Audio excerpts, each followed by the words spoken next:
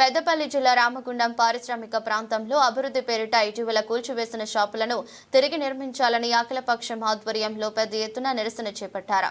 ఈ సందర్భంగా పార్టీలకు అతీతంగా వివిధ రాజకీయ పార్టీల నేతలు గోదావరి కని పట్టణంలో ప్లకార్డులతో నిరసన ప్రదర్శన చేపట్టారు. అనంతరం కార్పొరేషన్ కార్యాలయ సమీపంలోని అంబేద్కర్ విగ్రహానికి పాలాభిషేకం చేసి నివాళులర్పించి వినతి పత్రం సమర్పించారు. కార్పొరేషన్ కార్యాలయం ఎదుట పెద్ద ఎత్తున నాయకులు బైఠాయించారు. నష్టపోయిన వ్యాపారులకు పరిహారం ఇప్పించాలని డిమాండ్ చేశారు. మేము ఒక్కటే డిమాండ్ చేస్తా ఉన్నాం. ఈ రామగుండం పారిశ్రామిక ప్రాంతంలో సిరిశెట్టి మల్లేష్ కుటుంబాన్ని వెంటనే ఆదుకోవాలి, ఆ కుటుంబానికి న్యాయం చేయాలి. ఏదైతే ఆయన కూల్చినటువంటి కట్టడానికి ఆ బాధ్యులైనటువంటి వాళ్ళను వెంటనే అరెస్టు చేయాలి. ఆ జరిగినటువంటి నష్టాన్ని కూర్చాలని ముఖ్యంగా డిమాండ్ చేస్తూ ఎన్టీపీసీలో చిరు వ్యాపారస్తులు రోడ్డు మీద పడ్డారు. ఇప్పటి వరకు వాళ్ళకు ఆధారం చూపెట్టలేరు.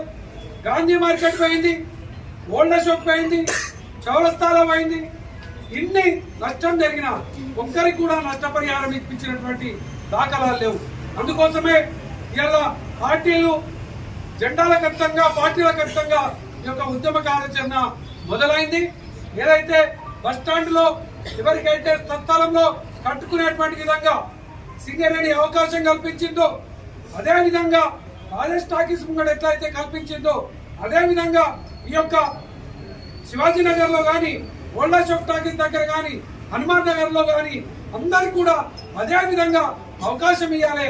సింగరేణి కడితే వాళ్ళకే ఉచితంగా ఇవ్వాలని డిమాండ్ చేస్తూ ఈ యొక్క ఆల్ పార్టీస్, కుల సంఘాలు, వృత్తి సంఘాలు, పార్టీలన్నీ కూడా ఒక్కటై మొట్టమొదటి కార్యక్రమాన్ని తీసుకున్నాయి. 40 ఏళ్ల నుంచి ఈ ఇండస్ట్రియల్ ఏరియాలో ఏ కార్మికుని నష్టం జరిగినా, ఏ వ్యక్తికి నష్టం జరిగినా ముందుండి పోరాటం చేసినాం. ఈ లెక్క ఎక్కడో పోయి జాక్కొని ఉండలే. కరోనా వస్తే కూడా ఇక్కడనే ఉన్నాం.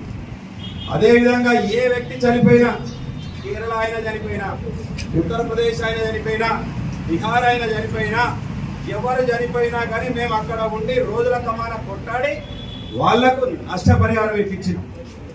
ఎక్కడో ఎవరో దూరదేశాల వాళ్ళకు మేము కొట్టాడితే ఇక్కడ మా ఇంటి పక్కకు ఉన్న వాళ్ళు మాతోటి 40 ఏళ్ళకి కలిసి ప్రయాణం చేసిన వాళ్ళ కోసం మేము కొట్టాడకపోతే మేమెందుకు ఇక్కడ ఉండి ఈ ప్రయాణం అంతా మాకు ఎందుకు?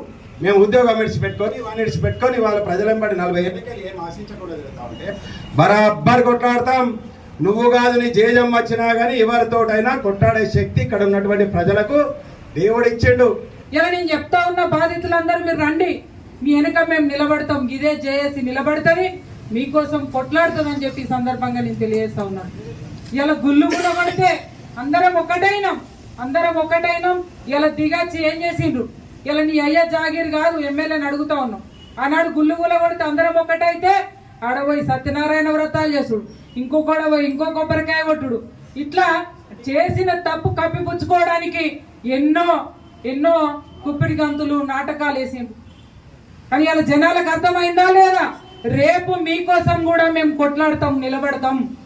మాకు పోయేదేం లేదు, మా కోసం బాధపడేటోళ్ళు ఎవరు లేరు. మీకేదన్నా అయితే మీకోసం నిలబడతాం. కాబట్టి దయచేసి బాధితులందరినీ కూడా రావాలని చెప్పి నేను విజ్ఞప్తి చేస్తా ఉన్నాను, మాట్లాడాలని చెప్పి విజ్ఞప్తి చేస్తా ఉన్నాను.